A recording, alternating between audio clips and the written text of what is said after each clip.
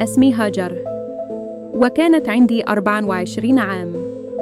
نهار ذاك العشاء كانت فرحانة، حطت مكياجي، لبست فستان جديد، وحطيت عطر كي يذكرني بالربيع.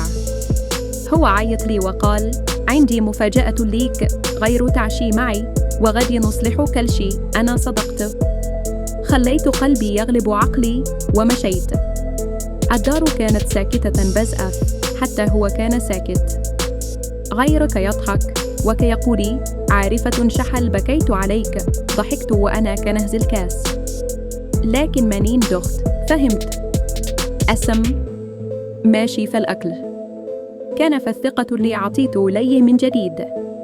طيحت على الأرض، كان دور، كان شوف وجهه كيقرب وهو كهمس: هاجر، بغيتك تكوني ديما معي، حتى فالموت ما قدرتش نصره. الصوت ديالي خنقه الخداع والوجع والندم. ها أنا اليوم ماشي في الدنيا، ولكن صوتي باقي. ما تطيقوش فليقول سمح لي بصوت بارد، وما تدخلوش في داري خلاتك تبكي فيها قبل. أنا هاجر، وغدا ممكن تكوني نتي.